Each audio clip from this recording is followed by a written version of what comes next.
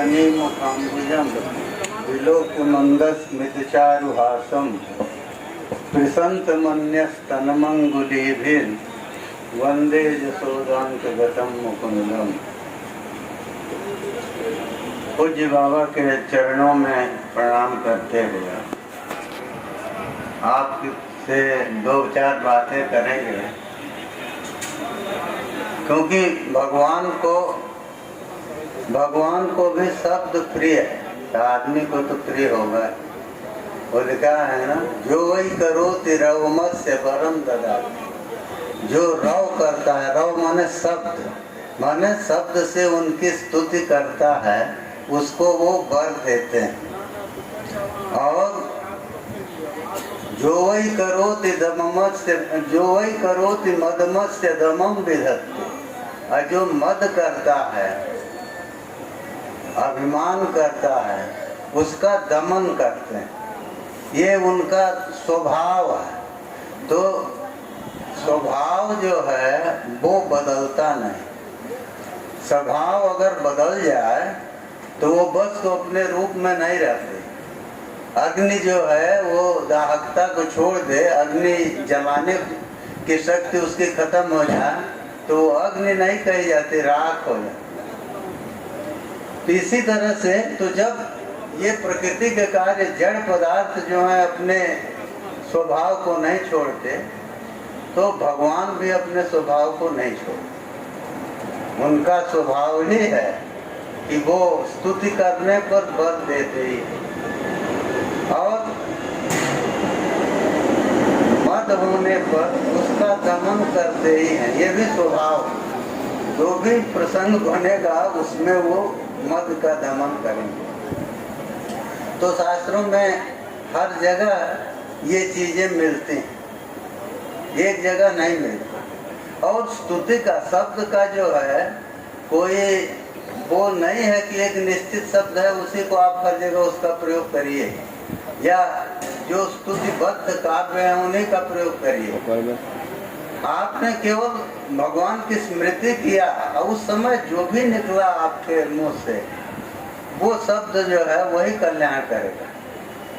गज के पास समय नहीं था कि हमारे आपकी तरह धूप दीप जलावे और भगवान को पुकारे। कहाँ समय था? प्राण संकट में द्रौपदी के पास भी समय नहीं। तो लेकिन उस समय जो भी उसने कहा वही स्तुति हो गई और वही भगवान को बहुत प्रिय है। चाहे वो भागवत में आया है ना कि जन्नाम विवशो घृणन, चलते हुए गिरते हुए जैसे भी हुआ विवश हो के भी अगर उनके नाम का उच्चारण किया जाता है तो वो कल्याण करते हैं। क्यों? हमारे आप को कोई लिखा है प्रिय नामक ग्रहण ये लोक, जैसे प्रिय नाम के लेने से आदमी प्रसन्न हो जाता है, तो इसे भगवान भी नाम के लेने से प्रसन्न हो जाता है। और नाम का मतलब ही है जो व्यक्ति को झुका दे। नम धातु जो है प्रभवत्व में है, माने झुकाने अर्थ में। तो जो उच्चरित होते ही झुका दे, तो अब नामोच्चारण आप करेंगे तो भगवान झुकेंगे। झुकेंगे का उसका क्या मतलब है? आपकी ओर आकृष्ट हो, और आकृष्ट हो करके वो आपकी जो भी समस्या है उसको वो दूर करे। ये कहिए कि हम नाम लेते हैं तो हमारी समस्याएं तो रह जाती हैं। नहीं, नाम आप कितने जोर से लेते हैं, बात तो उसकी है ना कि उस नाम में कितनी आकर्षकता है। द्रौपदी ने तो केवल कृष्ण कहा था, बस हम लोगों की तरह हाथ जोड़ के स्तुति नहीं कर रहे। तो एक नाम जो है, लेकिन वो नाम ऐसा था जो आकर्षण करता, और उसने भगवान का आकर्षण किया। तो लिखा है कि वो धर्म अंतरितो भवत, चिरहरण का प्रसंग पढ़िए आप महाभारत में। तो अंतरित का अर्थ क्या हुआ? अंतरम बहिर्योगो संव्यानयो, अंतर माने वो वस्त्र का वो ले लिया, उसका धर्म जो है वही वस्त्र रूप में आया। या ये कहिए तो वस्त्र रूप में धर्म कैसे आएगा? धर्म तो जड़ है, उसको चेतन की प्रेरणा चाहिए। कोई भी जड़ वस्तु परिणत होती है अगर, तो उसको प्रेरणा चेतन की मिलनी चाहिए। तो वो भगवान की प्रेरणा से, भगवान की इच्छा से वो धर्म जो है वो वस्त्र के रूप में आ गया। और वस्त्र कैसा बना? वो अंतहीन हो गया, क्योंकि अनंत की प्रेरणा थी। तो उस प्रेरणा से बना हुआ वस्त्र भी अनंत हो गया। ये उनकी महिमा। अगर सामान्य वस्त्र वो बनता तो उस प्रेरणा का महत्व नहीं रह जाता। अगर दुशासन के पहुंचते ही वहीं उसको गिरा देते, वो तो कुछ भी कर सकते थे, तो वहां गिरा देते तो द्रौपदी का ये महत्व नहीं होता जो आज हम लोग सोच रहे हैं। तो अपने भक्त को स्मरणीयता के उस शिखर पर पहुंचा दिया जहां शायद कम लोग पहुंचे। उस स्थिति में उस जो कि सर्वथा असंभव दिख रहा है, जो भगवत भक्त नहीं है उनके लिए तो वो असंभव दिखा, लेकिन वो उस तरह का कृत्य उन्होंने किया। और इस प्रसंग में एक चीज हम बता देना चाहते हैं। द्रौपदी, आप लोग महाभारत देखे होंगे, सही है, सबसे वो कहती है कि आप बोलिए, तो वो दृश्य देखने पर लगता यही है कि एकदम बेचारी है, उसके पास कोई बल नहीं, उसके पास तो बल था। वो पूरी कुरुसभा को वहीं राख कर देती जला के अपने पातिव्रत के बल से। और भीष्म ने जब ये कह दिया तो उसको और उत्तेजना आ गई। भीष्म ने कहा कि कभी कभी बलवान जो कहता है वो धर्म हो जाए। तो उसने कहा कि बलवान, हमसे बड़ा बलवान कौन है? इन लोगों को शरीर हिलाना पड़ेगा, कुछ करना पड़ेगा, उसको तो केवल मन हिलाना है। जहाँ संकल्प हुआ वो जला देती पूरी कि पूरी सभा को। भीष्म को ये चिंता, और वो केवल इसीलिए पूछ रही थी कि आप हमारा दोष बताइए। वो विवश नहीं थे कि वो एक सामान्य अबला थी जिसको जिस तरह से चाहिए वैसे नचाती थी, ऐसी स्थिति नहीं थी। लेकिन वो अपने उसका प्रयोग करती तो उसके लिए वो सभ्य समाज है ना, तो उसकी अनुमति चाहती थी। लोग ये न कहें कि इसने इतना बड़ा कृत्य कर दिया और हम लोगों से पूछा भी नहीं। तो बड़ों से न पूछना भी अपराध है। तो उसने वो किया, और वो विवशता में नहीं सबके सामने हाथ फैला रही कि आप बोलिए, क्योंकि उससे बली वहाँ कोई नहीं। और इसीलिए गांधारी ने कहा है धृतराष्ट्र के अंत में, अरे अभी भी समय है, बचा लीजिए कुरुवंश को, नहीं तो ये स्थिति की क्रोधाग्नि में पूरा जल जाएगा।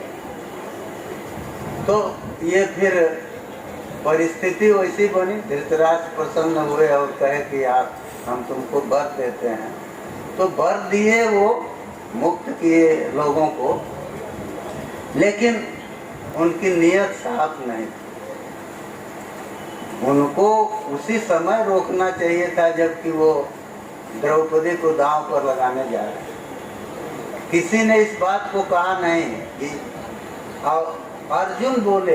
अर्जुन ने कहा है कि जब धर्मराज अपने को ही हार गए तो द्यूत का नियम है, लिखा है आत्मांतम द्रुत क्रीडनम। द्यूत की क्रीड़ा जो है आत्मांत होती है, माने जब तक हम अपने को हारे नहीं तब तक द्यूत क्रीड़ा। तो अर्जुन ने कहा कि वो जब अपने को हार गए थे तो उसके बाद उनको अधिकार है कि नहीं दूध पर रखने का, ये विचार होना चाहिए। तो ये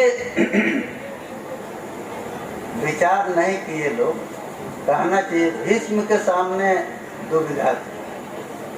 भीष्म जो है उनको कहना चाहिए था, वो कहते कि तुम निर्दोष हो, तो दोनों ओर से संकट है। तुम निर्दोष हो जैसे कहते, तो उसको ये नहीं अपेक्षा थी द्रौपदी को कि भीष्म इन लोगों को समझाएंगे या दंड देंगे। वो तो स्वयं दंड देते थे। जब हम निर्दोष हैं तो निरपराध को दंड देना अपराध है, तो वो जला देती वहीं। तब भीष्म वहीं देखते उनके सामने कुरुवंश का नाश होता है, और कहे थे कि हम जब तक रक्त रहेगा इस राज्य की रक्षा करेंगे। तो वो बस में नहीं था, इसलिए उस रास्ते को छोड़ दिया। तो बोले क्या, कहते हैं कि पुत्री युधिष्ठिर ने कहा है कि हम हार गए। ये कोई समाधान है? युधिष्ठिर कहे हैं कि हार गए हैं, और वो युधिष्ठिर झूठ नहीं बोलते, इतने बोले। अरे युधिष्ठिर हार गए हैं, वो झूठ नहीं बोलते, उन्होंने कहा ये सही है। तो हार गए हैं तो उसके बाद भी तो दूध पर आपको विचार करना चाहिए कि हार गए हैं तो फिर दांव पर कैसे लगा रहे। तो वो नहीं की, विदुर भी उस प्रश्न से हट गए। तो अब प्रश्न ये है कि ऐसे ऐसे सभासद, ऐसे ऐसे धर्मविद जो हैं, वो भी अगर न्याय से हटते हैं तो कारण क्या था? वही भवितव्यता थी, भगवान की इच्छा थी। क्योंकि ये होता नहीं तो महाभारत होता नहीं, महाभारत नहीं होता तो वध कैसे होता। तो महाभारत के युद्ध को ऐसा नहीं है, कर्ण भी चाहता था कि युधिष्ठिर राजा बन जाए। उसने कहा है भगवान कृष्ण कि आप, जब वो कहे हैं उधर से लौट रहे थे ना दुर्योधन के यहाँ से, तो आ रहे थे जब, तो बीच में गए हैं कुंती से मिलने, तो उनके साथ सब लोग आए थे। भीष्म नहीं, कृपाचार्य, दुर्योधन, कर्ण, दुर्योधन नहीं था, कर्ण था। तो आ रहे थे तो बीच में उसको कहे कि तुम कुंती के पुत्र हो, सब बताए बताए।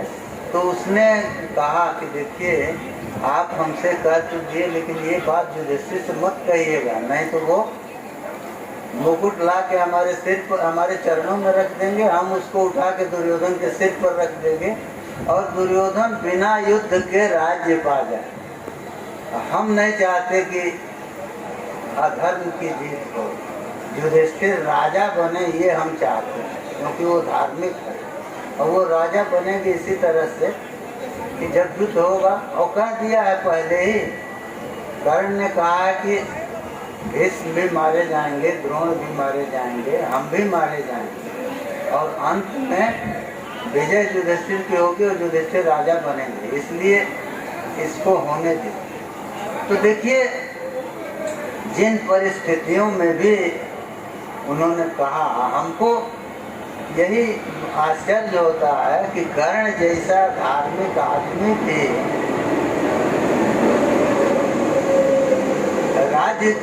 राज्य सुख के लोभ में इतना झूठ बोला। दुर्योधन की खुशामदी करने का मतलब क्या? बहुत कुछ अनुचित बोले ना। दुर्योधन मान लीजिए कह रहा है कि हम अपमान का बदला ले, कारण इनको कौन सी मजबूरी थी? लेकिन अब उतना पाप करवा के और सबको मरवाना था तो उन्होंने मरवाया। और देखिए दुष्ट दो तरह के होते हैं, एक होते हैं जो स्वभाव से दुष्ट होते हैं, वो दुष्टता नहीं छोड़ते। कुछ दुष्ट जो हैं, दुष्ट माने दोष युक्त, तो जब गुण दोष तो सब में रहते हैं, लेकिन जब दोष अधिक हो जाते हैं तो उसको दुष्ट कहते हैं। ऐसा कोई नहीं है जिसमें खाली दोष ही दोष हो, गुण तो रहते हैं। इसीलिए वो गोस्वामी जी ने कहा ना, जड़ चेतन गुण दोष में प्रकट कीन करता। तो क्या है, हंस गुण गहाई पय परिहरि बारी का, तो गुण रूपी पय को दूध को हंस ले लेता, अब बारी विकार को छोड़ देता। तो सृष्टि में ये तो हर जगह है, लेकिन जहाँ अधिकता जिसकी हो गई उस तरह से व्यवहार हो जाता है। अगर गुणों की अधिकता हुई तो गुणी का व्यवहार हो जाता है, दोषों की अधिकता हुई तो दुष्टता का व्यवहार हो जाता है। तो इस तरह से वहाँ तो वो नहीं है, तो हर जगह जब है, वो गोस्वामी जी कहते हैं ना, कुमत सुमत कुमत सबके मन रहा है। तो मन में रहना चाहिए ना, वो शरीर में आ गई है तो गड़बड़। तो इसीलिए जो लोग कुमति को बाहर आने से रोक लेते हैं, माने उसके अनुसार आचरण नहीं करते, तो वो संत कहलाते हैं। सुमति को जो दबा देते हैं वो असंत हो जाते हैं। तो मनुष्य शरीर में तो ये क्षमता है, और वो जब भी भगवान की कृपा से उद्रिक्त हो जाए, कौन माने उसकी जो गुणानुरागिता है, गुण की में उसका अनुराग है, वो आ जाए तो कल्याण हो जाएगा।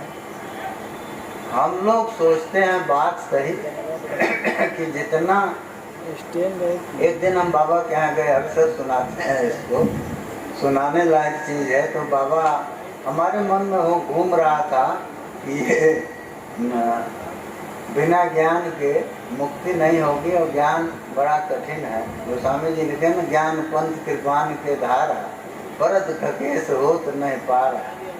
तो हम कहे कि तो बड़ा मुश्किल है, तो कैसे कल्याण होगा। तो जैसे पहुँचे बाबा को प्रणाम किए, तो बाबा तुरंत कहते हैं ये शब्द उन्हीं का है, खेल खेल में ब्रह्म ज्ञान हो जाता है, वो खेल खेल में हो जाता है, 2 बार कह के चुप हो। तो आप लोगों को अनुभव है, कुछ भी सोच के जाइए, बाबा तो बोलते थे, और जितने भी लोग रहे जिसके लिए बोलते थे वो समझ जाता था। अब हम एक बार देखे गए थे वहाँ, तो 2 मित्र आए थे, एक मिलिट्री में था, एक और जहाँ भी हो, तो दोनों आए थे दर्शन करने। तो मिलिट्री वाला पहुँचा और वो भी पहुँचा साथ में। तो बाबा कहते हैं ये तो साधु है मिलिट्री वाले के लिए यही शब्द है, ये तो साधु है। और दूसरे को कहते हैं तू कौन है, ये हम नहीं कहते, नहीं जानते, नहीं कहे, ये हम नहीं कहते, माने जान रहे हैं, लेकिन अब ये बुरा है, उसके दोषों को तो नहीं कहना चाहिए। तो इतने बोले, इतना नफा तुला बोलते थे, तू तो साधु है, ये कौन है, ये हम नहीं कहते, नहीं जानते, ही नहीं बोलते। तो इसलिए जब से भी हो भगवान की ओर मन को लगाना चाहिए।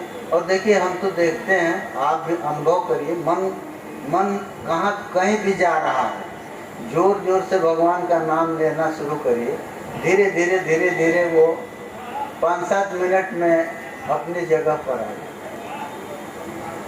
तो उनके नाम में ये शक्ति है, और वो इसीलिए दे गए, माने भगवान नाम की स्थापना जगत में इसीलिए है। और संत लोग उसकी परंपरा को बताते जाते हैं, क्योंकि वो उद्धार का सबसे बड़ा साधन, उससे बड़ा साधन उद्धार का नहीं। आप योग जब ध्यान सब करिए, तो सबकी योग्यता उसमें नहीं है। और दूसरे ये है कि वो अब मान लीजिए प्राणायाम करते हैं लोग, तो प्राणायाम जब तक बाबा जैसे महापुरुषों से आपको प्राप्त नहीं होगा, आपको वहाँ तक नहीं ले जाएगा जो आप सोच के करते हैं। उसके लिए ऐसे महापुरुषों की कृपा जरूरी है। तो वो क्यों, अच्छा उनका ये स्वभाव नहीं है हम लोगों की तरह। वो उपरंजना करके नहीं बोलते, ऐसा करोगे ये हो जाएगा वो हो जाएगा। अरे एक बार कहती है बहुत है, अब आप करिए चाहे मरिए, उनसे क्या मतलब है, जो इच्छा हो करिए। तो जिसका जैसा स्वभाव होगा उधर की ओर वो चलेगा। और वो ऐसा नहीं, सामर्थ्य तो है, सामर्थ्य तो है, जब चाहे तब वहीं इमरजेंसी ब्रेक लगा के और गाड़ी को बदल, लेकिन वो करते नहीं, जल्दी नहीं करते। और बाबा को याद करते रहिए तो खुद अनुभूति में आता है कि बिना कहे करते, कहने पर किए तो वो तो उनका स्वभाव है। भक्त हो भक्त न हो, रोएगा तो उसका काम वो करेंगे। लेकिन आप अगर उनको याद करते हैं तो वो बिना कहे करते। तो यही न वो है, बिना कहे करें, इसका मतलब कि वो चाहते हैं कि आप रास्ता पकड़िए। इसके लिए नहीं कि आप हम फ्री हैं और हम वो हमारी सहायता कर दिए कि हम किसी संकट से मुक्त हो गए। वो केवल सहायता इसके लिए करते हैं कि इससे ये निकल के, जल्दी निकल के और रास्ता पर चले, बस इतने उनका लक्ष्य। और उनको कोई प्रिय नहीं है और न कोई अप्रिय है। जो रास्ते पर चलेगा वो भगवान कृष्ण कहते हैं ना कि जो तेषां सतत युक्ता नाम भजताम प्रीति पूर्वकम ददामि बुद्धि योगम तम जैन माम उपयांते। जो लोग सतत युक्त हैं, भगवान से सर्वदा जुड़े हुए, तो सर्वदा कैसे जुड़े रहें? और कभी उनकी जब योग्यता आ गई तो उनके स्वरूप का ध्यान करें। एक बार हमारे मन में यही आ रहा था कि उनका तो कोई रूप नहीं है और सब उन्हीं का रूप है। अरे वो तो अरूप है ना, निर्गुण निर्विकार है। तो जब अरूप है तो अरूप का कौन सा रूप है जिसका हम ध्यान करें? तो सारे रूपों को मन से हटावें, यही उनका ध्यान है। और कौन सा ध्यान करेंगे? ये कहिए कि नहीं भगवान राम के स्वरूप का ध्यान करें, कृष्ण के स्वरूप का ध्यान करें, तो ठीक है। उसके लिए भी तो आपको उतना श्रम करना होगा या उनकी कृपा प्राप्त करनी होगी कि वो मन वहाँ रुके। दो दिक्कत है ना। एक तो पहले वो मन में आवे, अब मन में आवे तो रुके, कहाँ से क्या करेंगे? ध्यान जो है वो चिंतन है ना। भक्ति इसीलिए कहा है कि तैल धारावत अविच्छिन्न स्मृति भक्ति। भक्ति क्या है? तो जैसे पानी की धार टूटती है, ऊपर से गिराइए तो वो टूट जाए, ऊपर कुछ दूर तक वो बिना टूटी हुई दिखाई देगी और नीचे धीरे धीरे आते आते टूटती जाएगी। तेल की धार ऐसा नहीं, वो जो है वो पूरा गिराएंगे आप तो बिना टूटे हुए धरती तक आएगा। इसीलिए अविच्छिन्न स्मृति होनी चाहिए, ऐसा स्मरण जिसमें कभी भी थोड़ी देर के लिए भी वो छूटे नहीं। तो ये कैसे संभव? उनके अनुग्रह से ही संभव है ना। लेकिन हम जब करेंगे ही नहीं तो कैसे होगा? तो इसलिए उनका पहले भगवान कहते हैं ना, ईश्वर सर्वभूतानां हृदय से अर्जुन देश। ईश्वर जो है सभी प्राणियों के हृदय देश में रहता है। और अब रोज ऑपरेशन हो रहे हैं, देखिए किसी डॉक्टर को दिखाई देता है तो रहता है, तो दिखाई क्यों नहीं देता? नहीं दिखाई देगा इसलिए कि वो आँख नहीं है। चाहे वो डॉक्टर हो चाहे हम लोगों के पास वो आँख नहीं है जिससे हम उनको देख सकें। वो रहते तो हैं। तो हम ध्यान करेंगे तो ध्यान के लिए सबसे बड़ी कठिनाई तो पहले तो ये है कि उनको व्यक्त करें, वहाँ हैं वो, तो जब व्यक्त होंगे परिच्छिन्न रूप में ही सही, हमारे चित्त के लिए जो आकर्षक स्वरूप है, जो हमारे चित्त को रोक सके एकदम।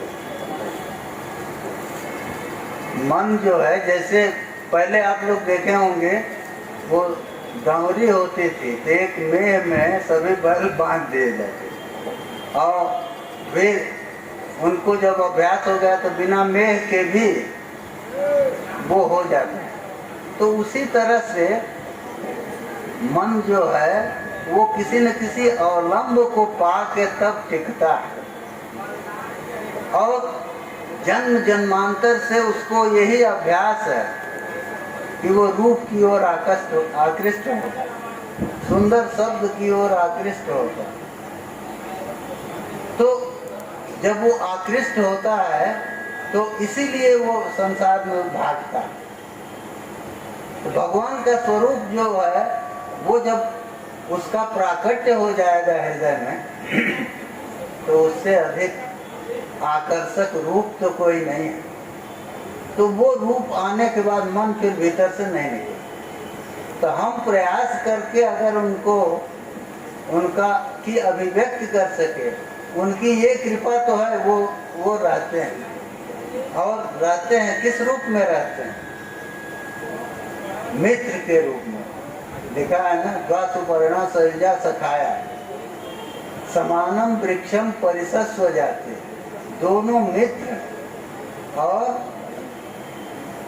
संयुज हैं, वो समान रूप से उनका वो मिले हुए हैं और तो लेकिन और रहते हैं एक ही वृक्ष पर, दोनों के पंख हैं, सुवर्ण लिखा। तो एक वृक्ष पर रहते हैं, वो शरीर वृक्ष है। वृक्ष उसको कहते हैं जिसको काटा जा सके, जिसका छेदन हो सके, वो वृक्ष है। तो वो वस्तु छेदने धातु से वृक्ष बनता है। तो वृक्ष काटा जाएगा तो माने श्रुति ने ये बताया कि इसको जो देख रहे हो ये रहेगा नहीं, इसको तो जाना। तो जब यहाँ इसके भीतर भगवान है और वो भी मित्र के रूप में है, दुश्मन के रूप में रहेंगे तब तो सहायता नहीं करेंगे। मित्र के रूप में है इसलिए वो सहायता भी कर रहे हैं, प्रेरित कर रहे हैं। वो गोस्वामी जी ने लिखा ना कि नर्तन भव बारिद कर भेरो सन्मुख मरुत अनुग्रह मेरो। तो वो अनुग्रह जो है अनुग्रह शक्ति से हम लोगों को प्रेरित कर रहे हैं पढ़ने के। तो हम यदि इस समय का उपयोग नहीं कर सकते और वो मित्र भाव में तो हैं, लेकिन मित्रता जो है आप जानते हैं दो तरह की होती है। एक तो वो हमको मित्र मान रहे हैं और उस तरह से व्यवहार भी कर रहे हैं, लेकिन हम उनको मित्र भाव से नहीं देखते। पहले तो हम उनकी सत्ता ही नहीं मान रहे हैं कि वो हैं, और मान भी लें कथनचित संतों के उपदेश से, तो वो हम उनको मित्र रूप में नहीं लेते। तो मित्र सहायता करता है ना, कौन करेगा? निस्वार्थ भाव से सहायक मित्र होता है। तो लेकिन वो इसीलिए लिखा है शास्त्रों में कि वो कहते हैं कौटिल्य, गोभु हिरण्य लाभे भ्यो मित्र लब्धि गरीयसी। पृथ्वी मिल जाए, अरे गाय मिल जाए, गाय सबसे बड़ा धन। तो गाय रूपी धन, भूमि रूपी धन और हिरण्य स्वर्ण रूपी धन, इन सब के लाभ से मित्र का मिलना, जो मित्र लब्धि गरीयसी, वो इनसे श्रेष्ठ है। और वो मित्र सहज भाव से हमको प्राप्त है, हमारे आपके प्रयास से नहीं, उनका स्वभाव ही है। तो वो अपने स्वभाव को नहीं छोड़े। क्यों कि किसी मजबूरी में मान लीजिए आदमी अपना स्वभाव छोड़ता है, सत्य बोल रहा है मजबूरी आ गई, बहुत लोग कहे कि मार देंगे तो झूठ बोल दिया। उनके सामने तो ऐसा कुछ नहीं है, कोई मजबूरी भी नहीं है। तो वो अपने स्वभाव को एक क्षण के लिए भी नहीं छोड़ते, और स्वभाव को अगर छोड़ दें तो विकारिता आएगी। तो विकारिता आएगी तो विकार कैसे दूर होता है? संस्कार से दूर। तो अगर जगन नियंता भी संस्करणीय हो जाए तो फिर वो स्मरणीय नहीं रहेगा।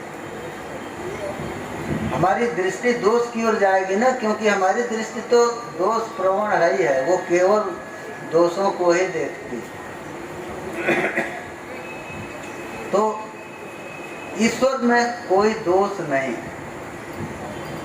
दोष वो लिखा है ना कि दोषो ही अभिद्यमानों की तच्चित्ता नाम प्रकाशते।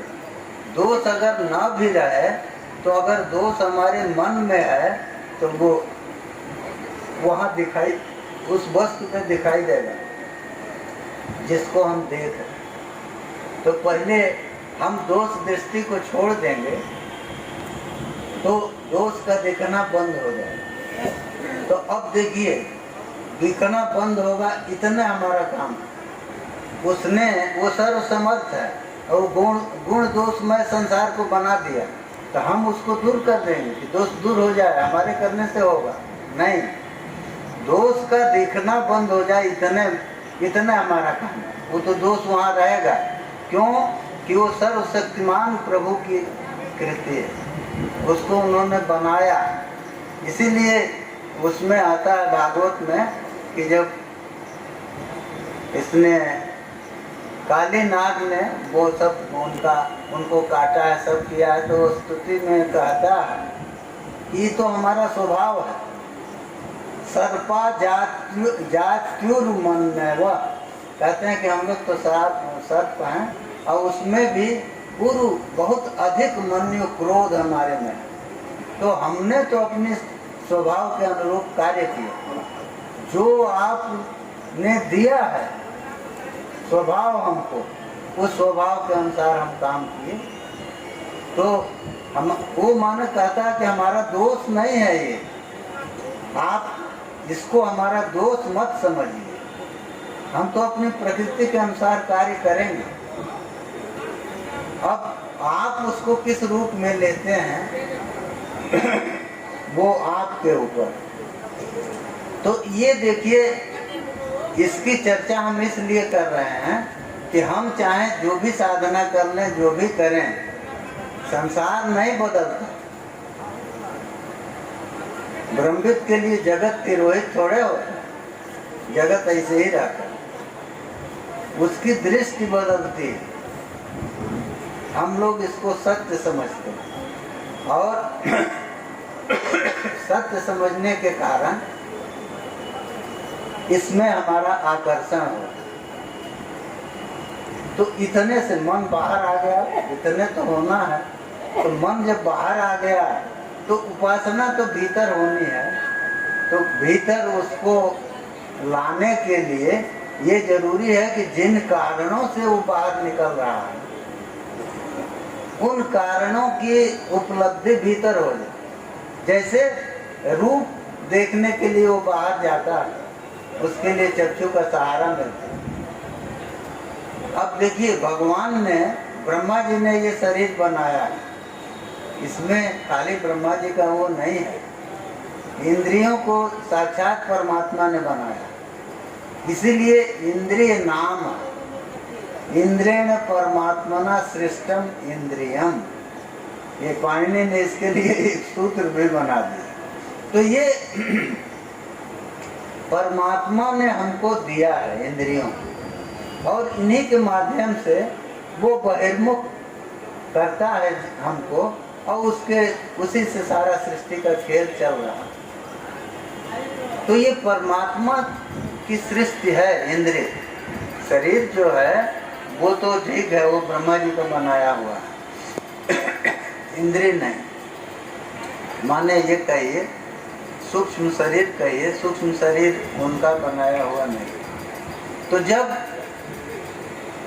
और सूक्ष्म शरीर को हमको वो करना है, भगवान की ओर उन्मुख करना है, तो हमको उनके द्वारा बनाई गई जो इंद्रियां हैं उनके सामने इतनी तो प्रार्थना करनी होगी।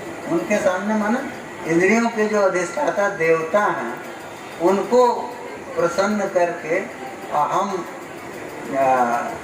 भगवान की ओर झुक सकते हैं, इंद्रियों मन को बाहर ला सकते हैं। मन जो है वो इंद्रियों के द्वारा ही ना बाहर जाता है, तो उसको भीतर रखने का दो ही तरीका है। मन का उल्टा कर दीजिए तो नम हो जाए, तो हम झुकते रहें, हर जगह झुकते रहें, तो मन जो है वो धीरे धीरे, असल में झंझट ये है कि जब तक आप कुछ आदर्श निर्धारित नहीं करेंगे तब वो तो भूल जाता है।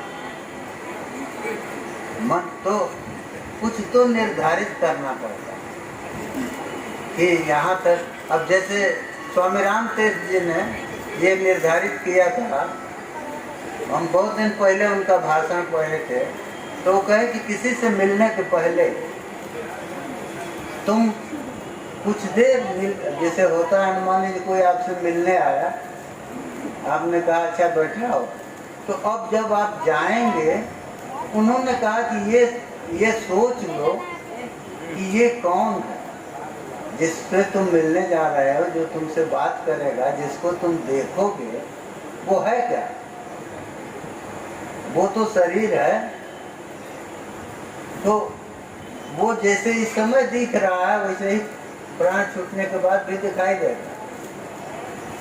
तो तुम जिससे मिलने जा रहे हो या तुमसे जो मिलने आया है वो कौन है, इतना मन में सोच के उसके बाद जाओ, उससे व्यवहार करो, जिससे मन में ये रहे कि ये जो बोल रहा है, तो इस शरीर में बोलने की शक्ति तो नहीं है, तो वाणी इसको कहाँ से मिल रही है? ध्रुव जी ने कहा ना, जोमता प्रविष्ट ममवाच मिमाम प्रसुप्ताम